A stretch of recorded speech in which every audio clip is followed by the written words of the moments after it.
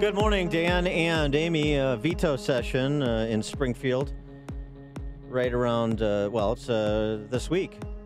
And isn't that exciting? Because that means the Illinois General Assembly is in session, and you know only good things will emanate from the Congress of such deep intellects and principled legislators, which is, why we are designated the worst governed state in the history of America, by me and by the numbers. Here's something that folks are kicking around. How about increasing the exit tax? A lot of ink and conversation devoted to Jelly Belly's desire for a graduated state income tax, and House Speaker Mike Madigan on board for that. Legalizing dope. House Speaker Mike Madigan's on board for that, so those could be green-lighted. The legalizing dope doesn't require amending the Constitution. The graduated state income tax does. But the exit tax, you thinking about leaving? Chop, chop. Uh-oh. Daniel K. Hertz, who's one of these leftists at the misnomered, nonpartisan Center for Tax Budget Accountability, wrote an op-ed bandying about the idea, amplifying the idea that's been bandied about, really, to increase the real estate transfer tax and to essentially graduate that. Stick it to the productive. We want to get rid of productive people in this state, and we're doing a good job, but we could always do a better job getting rid of productive people. There was a ballot measure passed in Evanston. Transfer tax increase of 40% to establish a new rate of $7 for every $1,000 of value for home sales between $1.5 and $5 million. An increase of 80% to $9 for every $1,000 of value for sales over $5 million. Again, Chicago's is $525 per $500 of property value, so $1050 per $1,000, which is highest in the region. But we can always, kick people in the arse a little harder on their way out, and make sure they don't consider selling one home to buy another one in Illinois. Heaven forbid we incentivize that. For more on these topics and others, including are there any plans being considered to actually East Germany, Illinois, build a wall around us to keep us in? Oh, that's right. Or are they just looking for the immediate tax revenue bump from the exodus to continue propping up their Ponzi scheme for just a little bit longer? For more on this, we're pleased to be joined by Mindy Ruckman. She is Government Affairs Legislative Analyst for the Illinois Policy Institute. Mindy, thanks for joining us. Appreciate it. Good morning. So happy to be here with you. Yes, it's a delightful time in the state of Illinois. So give us a preview of what people should be looking at in veto session this week before we even get to the new regime of Democrat supermajorities and Governor Pritzker next year. Yeah, so actually yesterday morning, the General Assembly came back into town, into Springfield, for veto session. Veto session lasts for 2 weeks. Mm-hmm. So just as a little bit of a primer for your listeners, veto session is the General Assembly's chance to override the governor's vetoes. And, they pass all their bills during spring session, and then it goes to the governor's desk. The governor chooses to sign it, or he issues some sort of veto. And then if the General Assembly has a supermajority of votes in both chambers, then they can override any of the governor's veto. So that puts us to today and this week.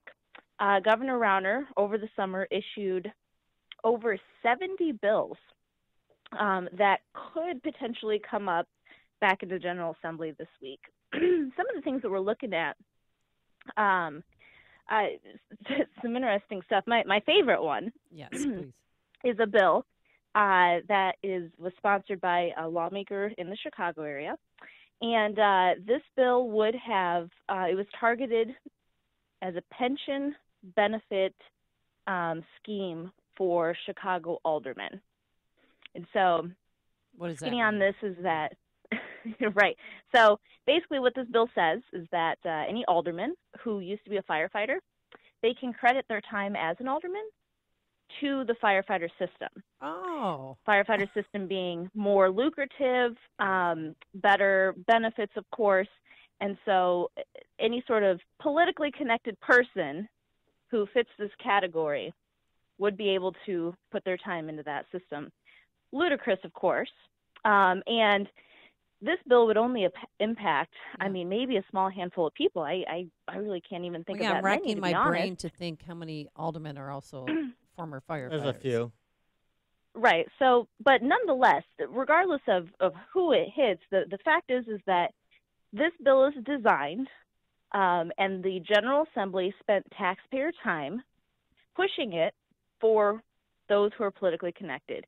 And quite frankly, what this does, if this were to pass and be overridden, this just crowds out the firefighter pension systems for those who are serving as firefighters and deserve those versus those who are politicians. So I'm curious, that's just one example of some of the things we could see. Well, which Chicago lawmaker authored that bill?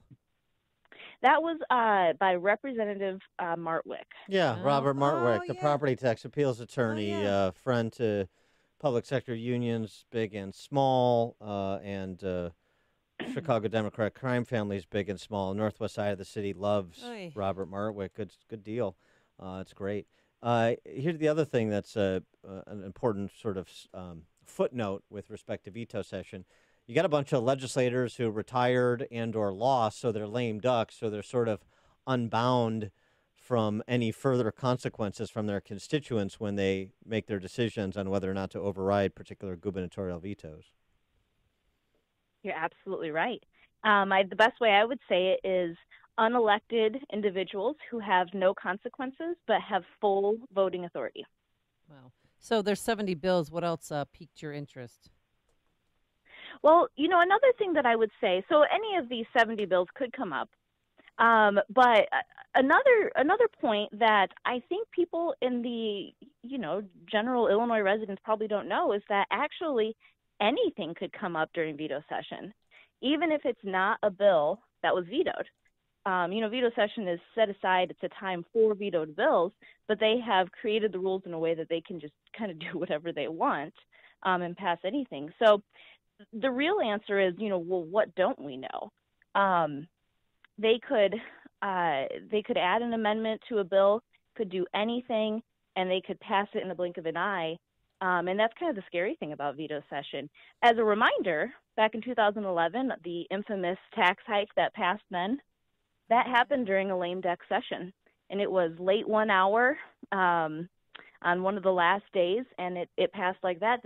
Literally the next day people woke up and their income taxes were higher. So we could see anything, but at Illinois Policy, we've got our eyes out. We're paying attention to all of this, and we're, doing our due diligence, what we can to alert the public. Yeah, skip over. We should be worried about. Skip over veto and go to the next session under Democrat supermajorities and Governor Jelly Belly, as I said, and you've got this exit tax proposal that's being suggested to increase the seizure of property before it can escape, essentially, in addition to the graduated state income tax, talk of a commuter tax, talk of a financial transactions tax, talk of taxing pension income, talks of marijuana legalization, perhaps gambling expansion, anything to further the mob economy here and to continue fleecing people. So what do you think is a front burner for the Chicago Democrat power structure come January? There's a lot of, as you listed off, there's a lot of taxes they could come up with. I think I'm a little bit more hopeful than that right now because really every chamber, every office is moving to Democrat. That means that they have full ability to enact some meaningful reforms that our state needs without any resistance. Yeah. A meaningful reform. Wait, I'm sorry. Did you say Chicago Democrats have the ability to enact? Well, sure, they have the ability. What would you handicap the likelihood of that? We don't have, because they have these majorities, you kind of lose a what we would call a political struggle between the parties. Yeah. On our end, we have policies and we have some reforms that we're going to be pushing regardless. One of those reforms, for example, we're pushing a budget spending cap constitutional amendment. Simply what that would do is it would tie government spending to what taxpayers can afford, no more than that. A crazy concept, right?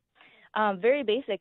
But, we pushed this last year. We introduced it, and we got a lot of support from Democrats on this. So I do think there are some key things, key good things, conversations that we can have, at the same time that we're trying to fight back other tax hikes and all the bad stuff. But, yeah, and I mean, and so much of that too is you've got to continue to be an incubator for policy ideas, to inform, to educate, and to change those conversations that are had in Springfield. That's sort of the overriding kind of political or policy culture point, isn't it? Absolutely. And, we're going to push for good taxpayer-friendly reform regardless of who's in office. One of my favorite things to say is we just need people, anybody, to do the right things. And whether that's Democrat or Republican, we're going to push for it regardless. So I would encourage your viewers to stay tuned and follow along, especially this week, but especially in January as we kick off the new legislative session. All right. She is Mindy Ruckman, Government Affairs Legislative Analyst for the Illinois Policy Institute. Mindy, thanks for joining us. Appreciate it. Thank you so much. Thanks. And she joined us on our Turnkey.pro answer line.